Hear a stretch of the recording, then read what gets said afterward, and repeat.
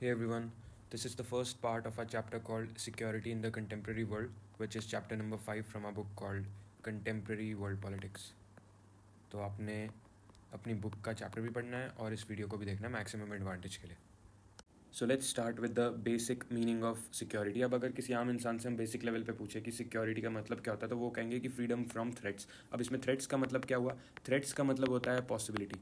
Possibility of what? Possibility of danger, possibility of damage, possibility of harm. यानी आपकी life को ऐसी चीज़ों से या कोई सी भी चीज़ से खतरा आ रहा है तो उसको हम बोलते हैं कि आपकी लाइफ थ्रेटनिंग सिचुएशन होगी ना, आपकी जो सेफ्टी है उस पर खतरा आ रहा है और उस खतरों से, उन खतरों से फ्रीडम मिल पाना is called security as per our simple definition. तो हमारी सिंपल डेफिनेशन के हिसाब से ये है, बट यहाँ पे एक प्रॉब्लम आ जाती है कि it becomes a very broad definition उस हिसाब से. Why broad? Because it's all about possibilities and possibilities are infinite. Possibilities की कोई लिमिट थोड़ी ना होती. पॉसिबिलिटीज़ तो बहुत सारी हो सकती हैं, उनकी कोई लिमिट ही नहीं होती. तो आपकी डेफिनेशन हो जाती है बहुत हद से ज़्यादा ब्रॉड, और ब्रॉड हो जाती है. अब यार आप देखो ना, आपकी लाइफ तो कैसे भी वे में थ्रेटन आ सकती है ना. आप सपोज करो किसी अल्ट्रा सेफ जगह पे खड़े हो और वहाँ पे आप बस दीवार के पास खड़े हो बिल्कुल ही सेफ जगह पे, स्टिल वहाँ पे कोई पेंटिंग थी और वो आपके सर पे गिर गई जिसकी वजह से यू वेंट टू हॉस्पिटल और इवन वर्स. तो वो वहाँ पे आपकी लाइफ थ्रेटन होगी. तो दैट इज़ वहाँ पे आपकी सेफ्टी खतरे में आ गई. या फिर सपोज करो आपने किसी को देख लिया और आपको इमोशनल रिएक्शन हुआ जिसकी वजह से you went in a state of shock और वहाँ पे भी अगेन आपकी लाइफ थ्रेटन होगी, आपको हॉस्पिटलाइज करना पड़ा. या फिर आप घर से बाहर निकले, गलती से किसी गाड़ी ने आपको ठोक दिया या आपकी खुद की गलती थी जिसकी वजह से आप गाड़ी के सामने से आ गए,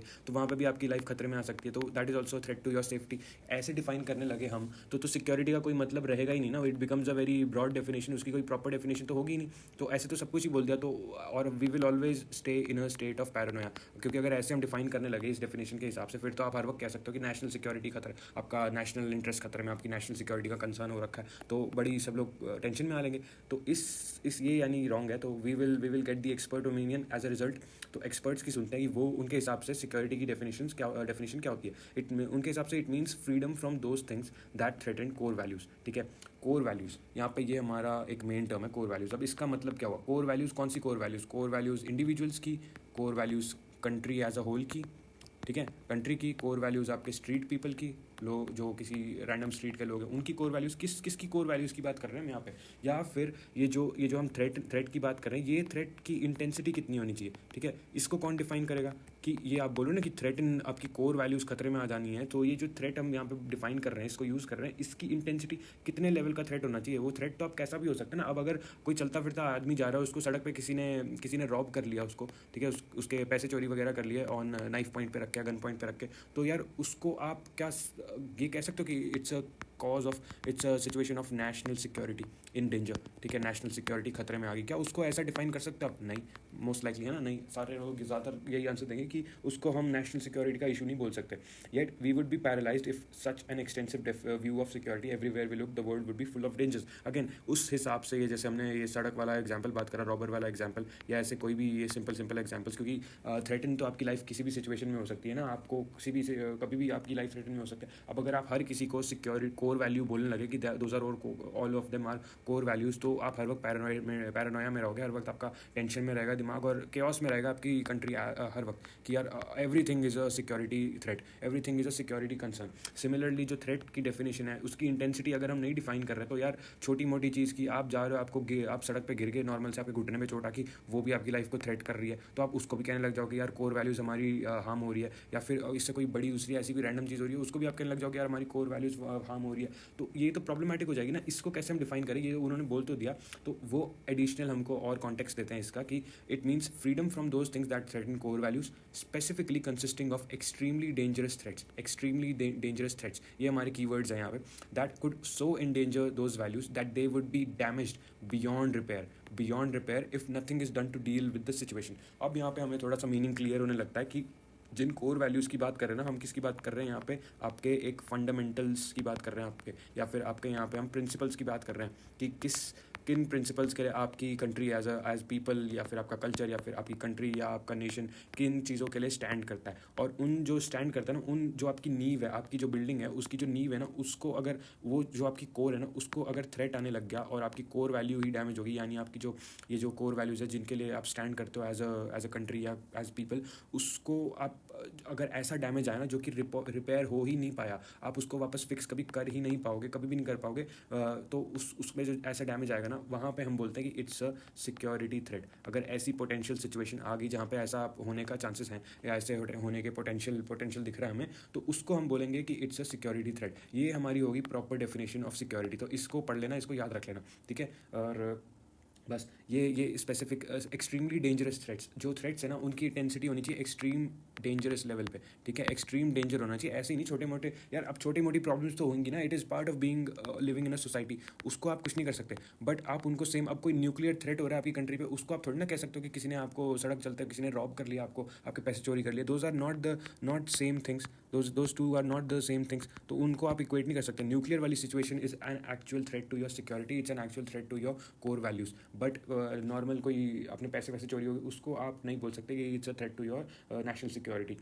having said that we must admit that the security remains a slippery idea. अब एक और चीज़ आ जाती है कि सिक्योरिटी की जो डेफिनेशन है ना, इट हैज़ बीन चेंजिंग। ये हमें एक्नॉलेज करना पड़ेगा कि it has been changing with time and space. Time और स्पेस के हिसाब से सिक्योरिटी की डेफिनेशन चेंज हो जाती है। अब आज हमने ये वाली डेफिनेशन डिफाइन कर दी, बट हमेशा थोड़ी ना हम ये कह सकते कि हमेशा से इसकी डेफिनेशन ये है। ये हमारे इस मॉडर्न टाइम के हिसाब से जो अब आज की हमारी अंडरस्टैंडिंग्स है एज ह्यूमंस, उसके हिसाब से ये हमारी डेफिनेशन है। बट आज से 500 साल पहले या फिर किसी स्पेसिफिक रीजन में क्या डेफिनेशन होती होगी, वो हम सेम यहाँ पे अप्लाई नहीं कर सकते। उसकी हमें वैरायटी ऑफ डेफिनेशन मिल जाएगी। या फिर इवन ये सेम डेफिनेशन आज भी ग्लोब में हर जगह, आपके वर्ल्ड में हर जगह अप्लाई नहीं होगी, क्योंकि इट चेंजेस विद स्पेस। अब कहीं और जाके किसी और कंट्री में जाओ, किसी और नॉन डेमोक्रेटिक, सपोज करो किसी डिक्टेटरशिप में आप गए, वहाँ पे सिक्योरिटी का मीनिंग बहुत ज़्यादा अलग हो जाएगा, वहाँ पे उसका मीनिंग बहुत अलग हो जाएगा, unlike your meaning which is this. तो सिमिलरली टाइम के हिसाब से भी, टाइम की तो भी बात करी हमने कि आप आगे पीछे जाओ टाइम में, तो सिक्योरिटी की डेफिनेशन अलग अलग होगी। तो ये हमें एक्नॉलेज करना पड़ेगा, ठीक है। Now we have the next topic, traditional notions of security. अब इन ट्रेडिशनल नोशंस को हमने दो कैटेगरीज में डिवाइड करा हुआ है, external notions and internal notions. We will start with external notions.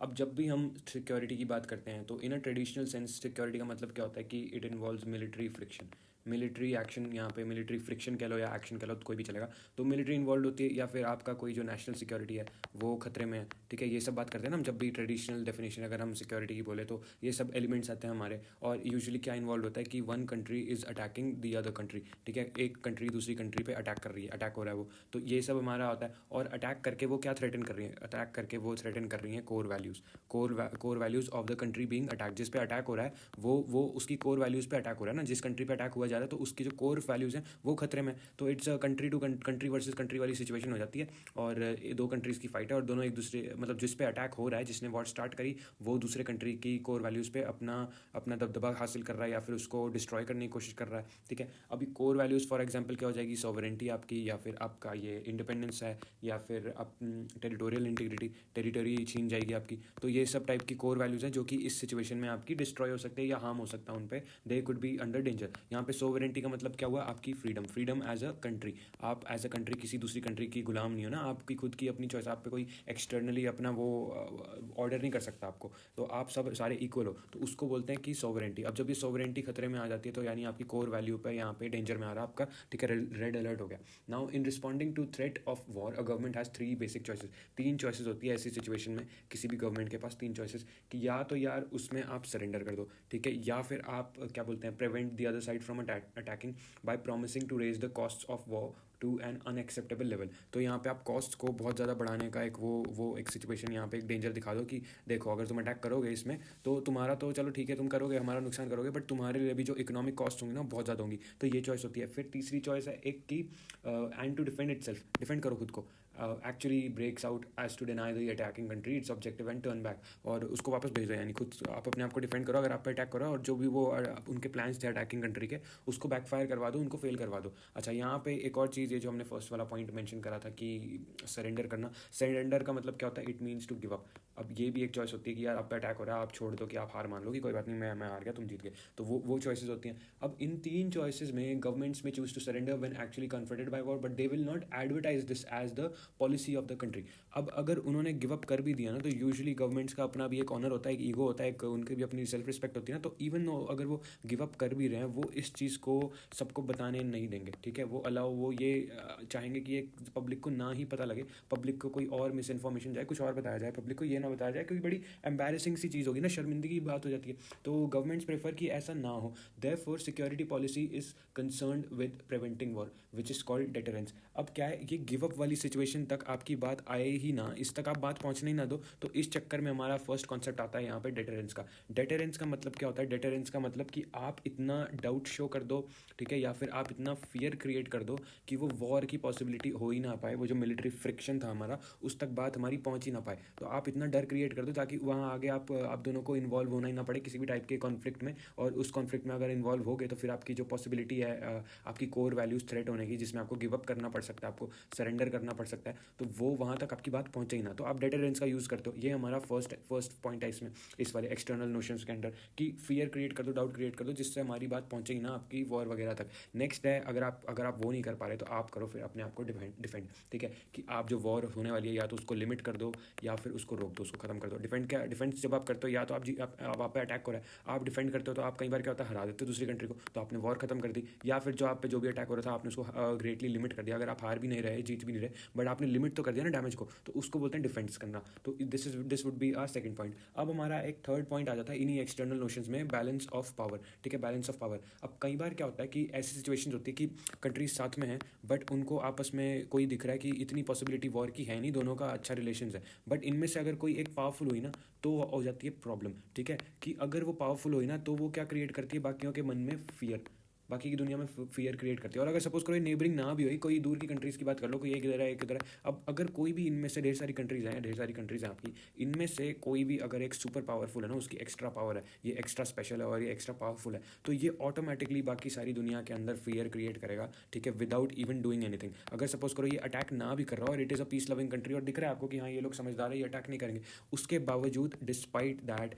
There will be a rise in fear, ठीक है, फियर में राइज होगा, पैरानोया में राइज होएगा। पैरानोया यानी आपका एक थोड़ा की टेंशन सी होगी, यार ये गड़बड़ हो सकता है काम, तो पैरानोया में राइज होगा। क्यों? क्योंकि आपकी कंट्री, आपकी जब पावर हाई होती है ना, तो बाकी सबको इन्फीरियरिटी कॉम्प्लेक्स आ जाता है, कि इनसिक्योरिटी स्टार्ट हो जाती है कि यार ये इतना पावरफुल है, तो अगर फ्यूचर में कभी हमारा कॉन्फ्लिक्ट अगर पॉसिबिलिटी हो जाती है ना, तो वहाँ पर ये मुझे हरा के मुझे पीट के रख देगा। तो वहाँ पर हमें क्या आ जाता है, बैलेंस ऑफ पावर का कॉन्सेप्ट आ जाता है। यहाँ पर कंट्रीज़ क्या करती हैं कि इस पॉसिबिलिटी के विजन को वो फ्यूचर में एक तरह का इसको एनविजनिंग बोलते हैं, एनविजनिंग करना, कि वो देखते हैं कि हाँ ये एक तरह की प्रिडिक्शन सी कर दी कि ये पॉसिबिलिटी तो है, इवन दो अगर मे बी आज के टाइम में ना लग रहा हो कि हाँ ऐसा कुछ होगा नहीं, बट पॉसिबिलिटी तो है। पॉसिबिलिटी, अब हमें क्या पता फ्यूचर में क्या हो जाए। पॉसिबिलिटी का मतलब ये होता है ना कि ऐसा भी हो सकता है, अगर सिचुएशंस गो बैड, तो ऐसा हो सकता है कि वो पावरफुल कंट्री इवेंचुअली आपके वे में आ जाए, आप पे अड़चन बन जाए। तो उसको अगर आपने रोकना है, तो आपने क्या करना होगा, आपने मेंटेन करना होगा पावर का बैलेंस।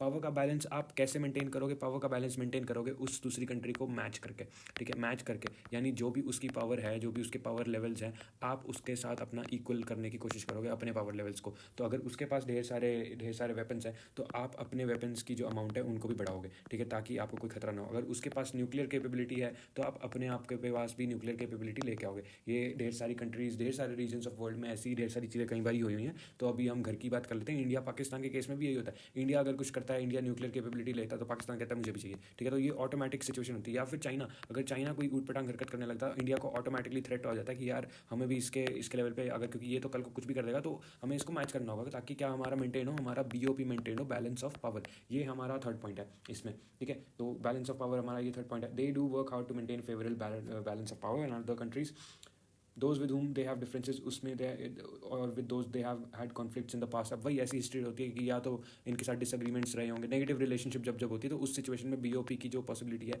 वो और ज़्यादा बढ़ जाती है, उसका जो स्कोप है वो और ज़्यादा सिग्निफिकेंट हो जाता है कि हाँ यहाँ पे तो बीओपी करना ही चाहिए। जिस कंट्री के साथ आपके रिलेशन अच्छे नहीं है और जिसके साथ अच्छे हैं उसके साथ भी मेंटेन करने की जरूरत कई बार पड़ जाती है, बट जिसके साथ नेगेटिव रिलेशन है ना, उनके साथ तो आपको बीओपी मेंटेन करना ही पड़ता है, क्योंकि आपकी राइवलरी हो जाती है ना। तो a good part of maintaining a balance of power is to build one's military, हमने कर लिया ऑलरेडी बात। अब हमारा फोर्थ पॉइंट आ जाता है अलायंस बिल्डिंग। अलायंस मतलब क्या होता है? कोलैबोरेट करना, टीम अप करना, ठीक है, टीम अप करना। और ये किस लिए होता है? ये होता है टेम्परेरीली, परमानेंट नहीं होता है, ठीक है। ये एक चीज़ समझनी पड़ेगी कि अलायंस जो होता है ये कभी भी वो यूजुअली क्या होता है, ये परमानेंट नहीं होता है। It is usually temporary in nature. Temporary मतलब कि हाँ अभी के टाइम के लिए अलायंस हमारी जो है वो है, बट अगर सिचुएशन चेंज हुई तो हमारी अलायंस हो जाएगी ख़त्म, या हमारा जो यूज़ था, जो भी हमारा पर्पस था, अगर वो फुलफिल हो गया तो हमारा अलायंस हो जाएगा ख़त्म। तो उसको बोलते हैं अलायंस बिल्डिंग करना। तो ये कंट्रीज़ कई बार यूज़ करती हैं अगर उनको कोई कलेक्टिव थ्रेट दिख रहा है, ठीक है, अगर जो भी सिचुएशन है ना, कॉन्टेक्स्ट के हिसाब से कंट्रीज़ कहती है कि यार ऐसा ऐसा कॉन्टेक्स्ट है और इसके हिसाब से हमें अपनी स्ट्रैटेजी बदलनी पड़ेगी, तो अगर हमें टीम अप करना है तो वो हम करेंगे, उसमें हम अलायंस बना लेंगे और फिर जब वो थ्रेट हमारा ख़त्म हो जाएगा तो हम अपने अलायंस को एंड कर देंगे, ख़त्म कर देंगे।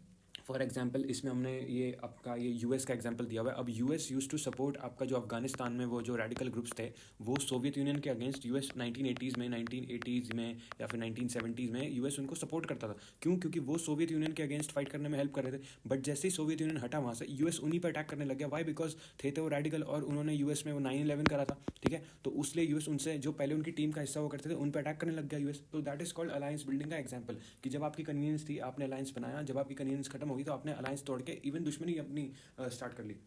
तो ये हमारा फोर्थ पॉइंट है।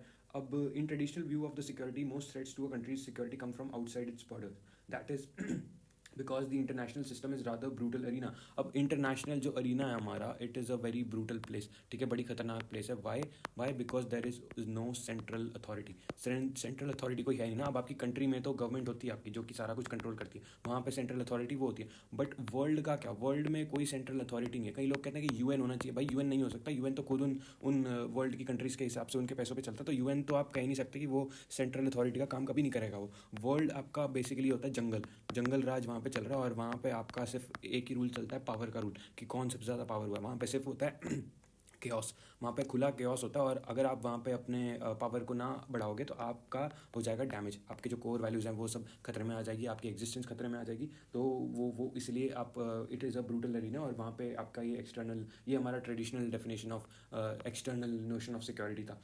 However, as presented on UN blah blah blah, बस यहाँ पे हमारा ये वाला हिस्सा खत्म होता है। Now internal notions of traditional security.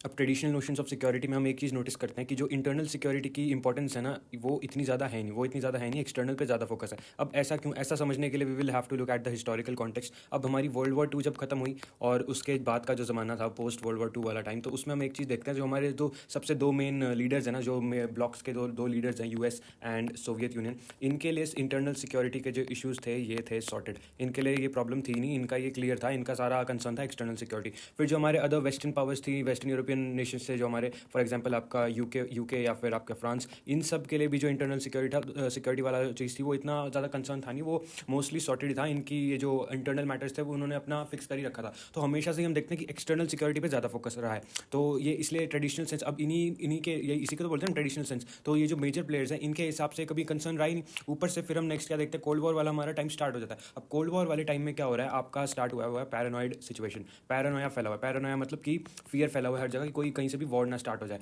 War ना स्टार्ट हो जाए तो उसकी वजह से आपका सारा फोकस किस पे है, हाइपर फोकस है आपका एक्सटर्नल पे। पहले से तो था ही, इसी पे फोकस था, बट कोल्ड वॉर की वजह से इसको और एक्सेलरेशन, इसमें और आपको पुश मिलता है कि एक्सटर्नल पे फोकस करो, क्योंकि यार बाहर से खतरा है, कहीं वो अटैक ना कर दे, कहीं ये अटैक ना कर दे। उस चक्कर में कोल्ड वॉर में एक एडेड एलिमेंट हमें मिलता है कि इंटरनल पे इतना इशू है नहीं। ऊपर से आपका जब कोल्ड वॉर वाला टाइम चल रहा है ना, इतनी टेंस सिचुएशन चल रही है, तो it made it automatic, it made it default कि आपको अपने इंटरनल मैटर्स तो सॉर्टेड रखने ही होंगे। क्योंकि अगर इस गेम में आप अगर इंटरनल मैटर्स को सॉर्टेड नहीं रखोगे तो आपकी हो जाएगी डेथ, इस गेम में आपकी डेथ हो जाएगी, आपका गड़बड़ हो जाएगा ना। आपको हारना नहीं है अगर आपको भी कोल्ड वॉर में फेलियर, यानी it could lead to world war 3। सबकी बैंड बजी पड़ी है कि यार अभी तो हम न्यूक्लियर डिस्ट्रक्शन से निकल के गए, वर्ल्ड वॉर 2 का जो डिस्ट्रक्शन था उससे बहुत हील होने में बहुत ज़्यादा टाइम लगना, तो nobody could afford another world war. तो उस चक्कर में उन्होंने कहा कि यार अगर हमने कुछ भी गड़बड़ करी ना हमारे इंटरनल मैटर्स में, तो हमारा ये it could lead to world war 3, और फिर तो बिल्कुल ही हमारा सब कोर वैल्यूज़ के भी बियॉन्ड हम सारे डिस्ट्रॉय हो जाएंगे। कोर वैल्यूज़ तो छोड़ी दो, वो जो होनी है डिस्ट्रॉय, उसके भी बियॉन्ड हम सारा, हमारी एग्जिस्टेंस ही डिस्ट्रॉय हो जाएगी। तो उस चक्कर में भी हम देखते हैं कि इंटरनल पे इतना कंसर्न कभी था ही नहीं, it was all about external. फिर हमारा एक यहाँ पे एक नेक्स्ट एक चीज़ आ जाती है कि न्यूली फ्रीड कंट्रीज थी, जो अभी कॉलोनियलिज्म से फ्री होकर निकली थी, वो पहले गुलाम थी ना कंट्रीज, इनका भी एक कैरेक्टरिस्टिक आ जाती है कि जो आपकी यूरोपियन नेशंस थे, जो पहले इनको अपना कॉलोनियलिस्ट बना के रखते थे, इनको गुलाम बना के रखा होता है न्यूली फ्रीड कंट्रीज को, इनको कंसर्न था कि ये जो न्यूली फ्रीड कंट्रीज हैं ये कहीं बदला लेने के चक्कर पे हम पे अटैक ना कर देंगे, ठीक है। तो इस चक्कर में वापस किस पे फोकस आ रहा है आपका, एक्सटर्नल पे। उनका सारा इस पे था फोकस कि यार हमें एक्सटर्नली अपने आप को प्रोटेक्ट रखना है, अदरवाइज ये जो हमारी न्यूली फ्रीड गुलाम कंट्रीज हैं, फॉर्मरली गुलाम कंट्रीज, ये हम पे अटैक ना कर दे। सिमिलरली ये जो गुलाम कंट्रीज थी, अगर हम इनके पर्सपेक्टिव से देखें, इनके पॉइंट ऑफ व्यू से देखें, इनके पॉइंट ऑफ व्यू से इनको डर था कि ये जो हमारे यूरोपियन मास्टर्स थे, ये जो हमारे कॉलोनियल मास्टर्स थे, कहीं ये हम अपने कॉलोनीज़ को वापस लेने के लिए हम पे अटैक ना कर दे। तो इनको भी उसी पे फोकस रखना पड़ा। अच्छा, इन न्यूली फ्रीड कंट्रीज़ के लिए, इन कंट्रीज़ के लिए एक और चीज़ थी कि कोल्ड वॉर से भी इनको डील करना पड़ रहा था। अभी तो ये फ्री हुए हैं, अब इनको इतनी सारी चीज़ों से डील करना पड़ रहा है, ठीक है। कोल्ड वॉर से कैसे डील करना पड़ रहा है कि उस टाइम सारी रेस लगी पड़ी है कि we will join either this block और दैट ब्लॉक, या तो यूएस वाला ब्लॉक ज्वाइन करेंगे या सोवियत वाला ब्लॉक ज्वाइन करेंगे हम, ठीक है। तो इसमें अब आप अलग अलग, सपोज करो आप ढेर सारी कॉलोनियल कंट्रीज थे जो ऐसे अभी फ्री हो, ठीक है, आप फ्री हो, आपका कोई लेना देना नहीं है बाकी की दुनिया से, बट आपका क्या प्रॉब्लम हो जाती है कि सपोज करो इस वाली कंट्री ने कोई ब्लॉक ज्वाइन कर लिया, उसको ज्वाइन कर लिया। अब वो ब्लॉक ज्वाइन जो करे ना, वो ऑटोमेटिकली जो इसके साथ वाली कंट्रीज है ना, इनमें एक कंसर्न शो कर देगा, इनमें एक फियर दे देता है कि यार अगर इसने ब्लॉक ज्वाइन कर लिया और अगर हम कुछ ना भी करें तो भी प्रॉब्लम है, और अगर हमने राइवल ब्लॉक ज्वाइन कर लिया तो भी प्रॉब्लम है, ठीक है। क्योंकि फिर हमारी क्या स्टार्ट हो जाएगी, कोल्ड वॉर की प्रॉक्सी वॉर स्टार्ट हो जाएगी। क्योंकि कोल्ड वॉर के टाइम पे क्या हो रहा था, ढेर सारी जो वॉर्स थी ना, it was happening in the third world मतलब जितनी भी आपकी under developed and formerly colonised countries थी, ये यहाँ पे ये लोग कर रहे थे प्रॉक्सी वॉर, खुद डायरेक्टली नहीं लड़ रहे, यहाँ पे जाके अपनी वेपन्स वगैरह प्रोवाइड कर रहे हैं और अपनी साइड चूज करके लड़ रहे हैं आपस में, Russia, I mean Soviet union and USA. तो वो प्रॉक्सी वॉर का भी डर था कि यार आप कॉलोनियल कंट्रीज, अगर आपका लेना देना ना भी हो ना इस गेम से, कोल्ड वॉर से, बट अगर आपके किसी एक साथ वाले ने कोई साइड चूज कर लेना, you will automatically have to choose the other side. या फिर अगर आप सपोज करो, आप कहोगे कि यार मैं तो कुछ नहीं चूजूंगा, मैं इससे दूर रहूंगा, स्टिल आप पे खतरा है, वो आपके अटैक कर देंगे। तो इनका भी फोकस किसी पे जा रहा था, एक्सटर्नल सिक्योरिटी पे। बट हम एक न्यू चीज़ देखते हैं कि न्यूली फ्रीड कंट्रीज के लिए सिचुएशन वैसी नहीं थी जैसी डेवलप्ड कंट्रीज के लिए थी। उनके लिए तो सारा फोकस एक्सटर्नल पे था, बट न्यूली फ्रीड कंट्रीज के लिए फोकस एक्सटर्नल पे भी था, and it was also on internal security. अब ऐसा क्यों? ऐसा इसलिए कि यार इनके जो बॉर्डर्स वगैरह थे वो थे ऐसी आर्बिटरीली डिसाइडेड थे, आर्बिटरीली यानी ऐसी बिना किसी बेसिस के, ऐसे ही आपने कहीं से भी बॉर्डर खींच के बना दिया। अब यार आप सेम लोग हुआ करते थे, आपको अचानक से किसी बाहर वाले ने आके कह दिया ये हमारी बॉर्डर और तुम अलग अलग कंट्री हो, यार तुम सेम कल्चर को बिलोंग करते थे, अब तुम कह रहे हो कि तुम लोग अलग अलग हो, तुम दुश्मन हो, ऐसे थोड़ी ना लोग मानेंगे। तो they will have sympathy with each other, उनका सेम कल्चर है, सेम लोग हैं, इनके मतलब बाप दादा इधर हो, सारी फैमिली डिस्ट्रीब्यूटेड है इस एरिया में। अब आप कह रहे हो कि अब अलग अलग कंट्रीज हो, तो उस चक्कर में क्या होता है, यहाँ पे हम देखते हैं न्यूली फ्रीड कंट्रीज के केस में इंटरनल सिक्योरिटी का भी कंसर्न इंक्रीज होता है, ठीक है। इंक्रीज कैसे होता है कि अब ये सेपरेटिस्ट मूवमेंट्स फॉर एग्जांपल, इसको पुश मिल रहा है, पुश किस लिए मिल रहा है कि यार अब अगर आप डिवाइड हो, आपको दिख रहा है कि यार आपका जो बाकी की आइडेंटिटी है वो दूसरी साइड वाली कंट्री में चली गई और तुम यहाँ थोड़े से रह गए हो, तो ऑब्वियसली ये चाहेंगे कि हम इस वाली कंट्री में चले जाए, क्योंकि हमारे लोग तो वहीं पे थे, हमें ऐसे ही कहीं से भी बॉर्डर डिसाइड कर दिया, हम इस बॉर्डर को नहीं मानते। तो उस चक्कर में सेपरेटिस्ट मूवमेंट्स प्रमोट होंगी, जिसके लिए it is a threat to internal security. और फिर जब ये सेपरेटिस्ट मूवमेंट्स प्रमोट हो रही हैं, तो हम क्या देखते हैं, ये जो आपकी राइवल कंट्रीज़ हैं जो आपस में लड़ के, अब ये कॉलोनीज थी जैसे पाकिस्तान इंडिया हो गया,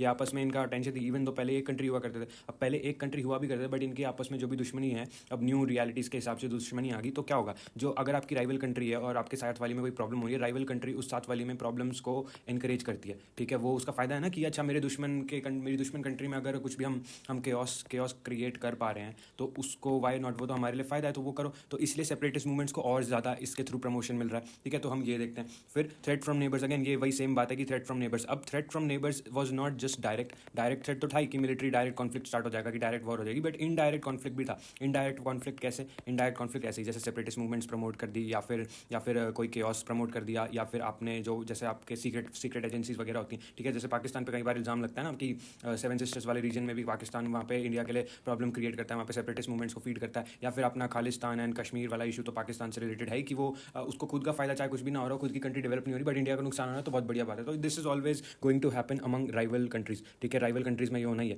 तो हम क्या देखते हैं, ये जो आपकी न्यूली इंडिपेंडेंट कंट्रीज थी, इनके लिए कंसर्न एक्सटर्नल भी था और इंटरनल भी था, ठीक है। इनके लिए कंसर्न बहुत था। और जो हमारे जो बिग प्लेयर्स थे, जो हमारे वर्ल्ड वॉर 2 के बिग प्लेयर्स थे, उनके लिए कंसर्न सिर्फ एक्सटर्नल था, उनके लिए इतना ज़्यादा था नहीं। तो इसलिए ट्रेडिशनल नोशन ऑफ सिक्योरिटी में इंटरनल पे इतना ज़्यादा फोकस है नहीं। अब हम क्या देखते हैं कि इंटरनल सिक्योरिटी, यहाँ पे हम एक और हमारा एक पॉइंट आ जाता है कि सिविल वॉर्स ढेर सारी हुई। सिविल वॉर्स वही अगेन, जैसे सिविल वॉर प्रमोट कर देगा, आपका नेबर प्रमोट कर देगा, या फिर वही जो प्रॉक्सी वॉर वाली जो सिचुएशन बोल रहे हैं, जिसमें आपके बिग प्लेयर्स आके वो आपकी कंट्री में, आपके थर्ड वर्ल्ड कंट्रीज़ में आके वो अपना प्रॉक्सी वॉर खेल रहे हैं, तो सिविल वॉर उस वे में प्रमोट कर रहे हैं। या फिर लोगों का आपस में डिफरेंसेस हैं, क्योंकि अब आपकी जो कंट्रीज़ है कोलोनाइज कंट्री जो थी, इनकी फॉर्मेशन उनकी तरह नहीं थी। जो बिग प्लेयर्स थे, वो बिग प्लेयर्स थे, उनकी कंट्रीज़ की फॉर्मेशन बड़े अलग वे में हुई, unlike these third world countries जो कि कॉलोनियल रूल के बेसिस पे काफ़ी ज़्यादा एक रूल के अंडर आई या यूनाइट हुई। तो ऑब्वियसली उनमें they were bound to happen internal differences, जिसकी वजह से उनके एक सिविल वॉर्स वाले कंसर्न भी हमें बहुत सारे दिखते हैं। Now, internal wars now made up more than 95% of all armed conflicts fought anywhere in the world. इस टाइम पे हम देखते हैं 95 कॉन्फ्लिक्ट जहाँ भी हो रहा था ना वर्ल्ड वॉर के बाद,